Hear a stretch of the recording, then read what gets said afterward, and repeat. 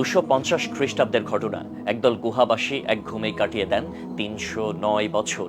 ধর্মপ্রাণ ওই যুবকের দল ছিল পলাতক। তাদের অপরাধ, তারা দেবদেবীর পূজা করতে অস্বীকৃতি জানান। এতে ৭ যুবক রোমান সম্রাটের চক্ষুশূলে পরিণত হন। ধর্মীয় নিপীড়ন হতে রক্ষা পেতে তারা পালিয়ে যান। এক আল্লাহর ওপর বিশ্বাস রেখে আশ্রয় নেন এক গুহায়।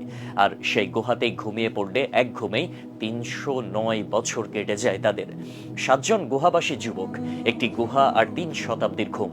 তাদের অলৌকিক এই ঘটনা প্রবল জনপ্রিয় এবং মুসলিমদের কাছে আসহাবে কাহাফ নামে পরিচিত, যার বর্ণনা এসেছে পবিত্র কোরআনেও।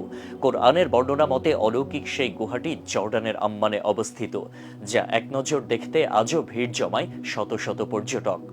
আসহাবে কাহাফ বা গুহাবাসীর আশ্চর্যজনক এই ঘটনা পবিত্র কোরআনের শিক্ষণীয় ঘটনাসমূহের অন্যতম একটি ঘটনা।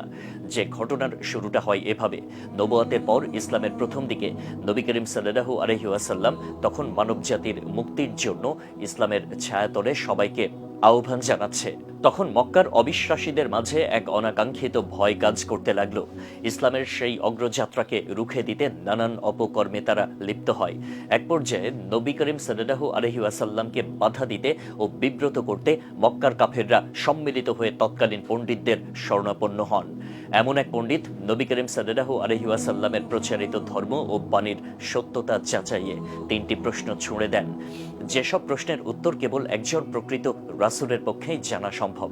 অন্যথায় পরিষ্কার হয়ে যাবে যে তিনি আল্লাহর প্রেরিত নন, বরং ভুয়া একজন মানুষ। আর এই ৩টি প্রশ্নের একটিই ছিল গুহায় ঘুমন্ত ওই যুবকদের নিয়ে। নবী মুহাম্মদ সাল্লাল্লাহু আলাইহি ওয়াসাল্লাম এই প্রশ্নের উত্তর দেবার জন্য আল্লাহর তরফ থেকে ওহী আসার অপেক্ষায় রইলেন। তখন এই সূরা আল কাহাফ নাজিল করা হয়। কাহাফ মানে গুহা, আর আসহাবে কাহাফ মানে হচ্ছে গুহাবাসী। সেই সূরায় দিয়ে দেয়া হয় অবিশ্বাসীদের সকল প্রশ্নের উত্তর। রোমান সম্রাট ডেসিয়াস ছিলেন কট্টর ঈসা আলাইহিসসালাম বিরোধী ও মূর্তি পূজক। খ্রিস্টীয় ২৫০ সালের দিকে তিনি ঈসা আলাইহিসসালামের অনুসারীদের গণহারে দমন করতে লাগলেন। এমন অবস্থাতেও ৭ ধর্মপ্রাণ যুবক হযরত ঈসা আলাইহিসসালামের বিশ্বাসের ওপর আমল করতে থাকে। খবর পেয়ে মূর্তি পূজা করা ওই রোমান সম্রাট তাদের উপরে চড়াও হয়। সেই নিপীড়ন থেকে নিজেদের ঈমান ও জীবন বাঁচাতে যুবকদের দল একটি গুহায় আশ্রয় নেয়।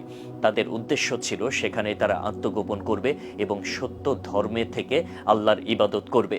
এরপর দীর্ঘ পথ চলার পর সফরের ক্লান্তি দূর করার জন্য পরিশ্রান্ত শরীর নিয়ে তারা গুহায় শুয়ে পড়লেন।